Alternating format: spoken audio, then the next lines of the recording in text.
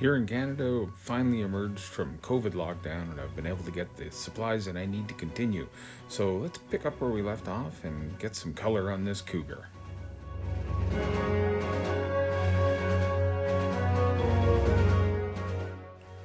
It's bath time.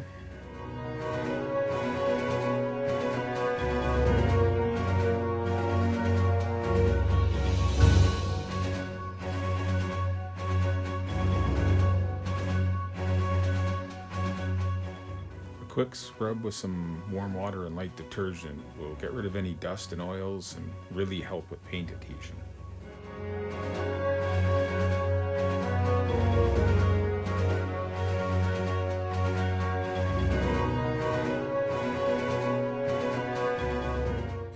I like to use a good surface primer to unify all the different materials that you've used during the build, whether it's photo etched or the turned aluminum barrel. It provides a really good base for the final paint coats you're going to use.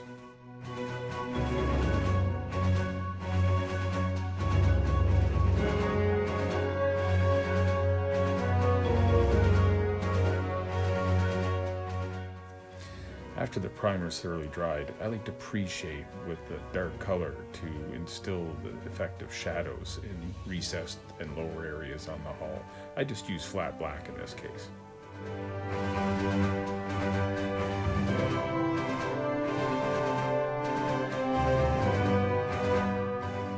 Remember, it doesn't have to be perfect. You're just creating shadow effects here.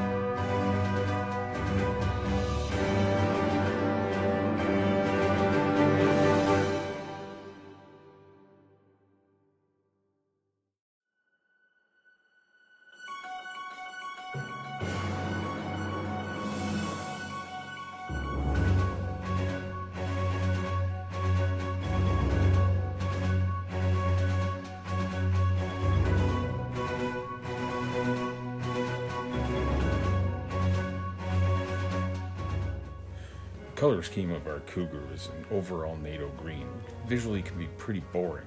So I like to apply that paint coat in thin layers to allow the pre-shading that we've done to show through. This is a color modulation technique that will be enhanced later with different layers of paint.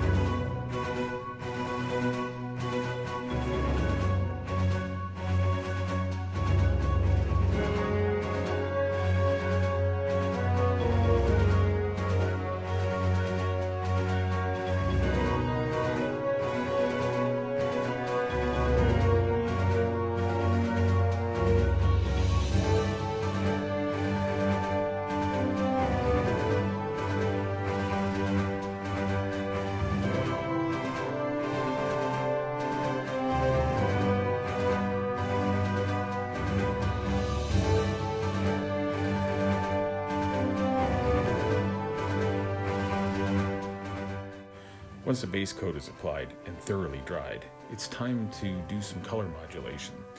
I add a little bit of yellow-green to the NATO green and start highlighting some of the higher panel areas and more prominent features on the model.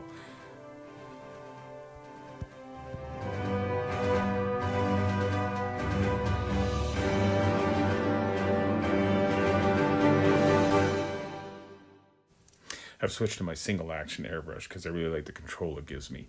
And this should really just be random application in the middle of panels and in highlighted features. It really enhances the shadowy type effect and color modulation we're going for to bring some visual interest to a single tone paint scheme.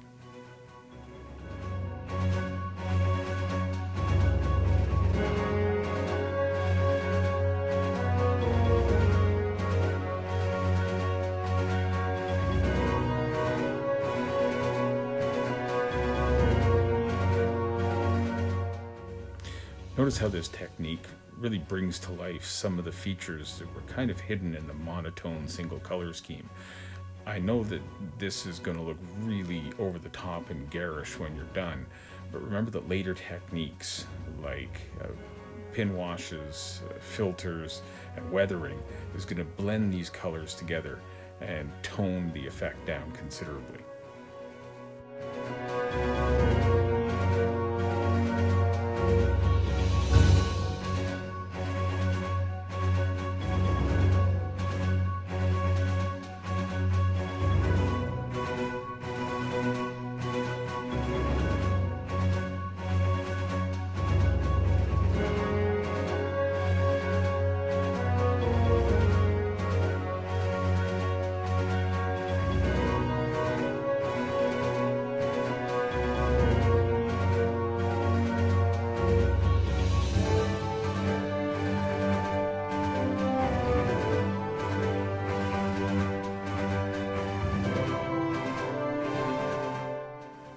I think this tonal variation is starting to bring our Cougar to life.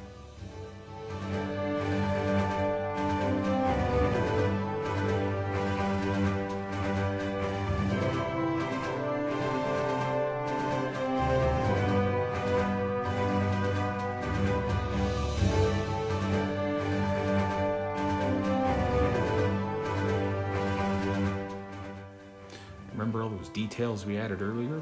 Well, now it's time to make them pop with some detail painting.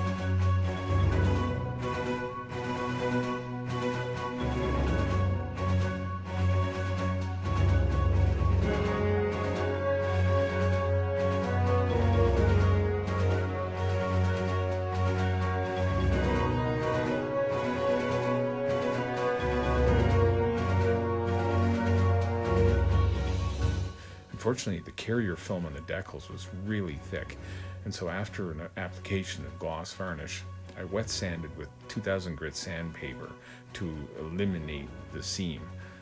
Don't sand too much or you'll go right through the paint.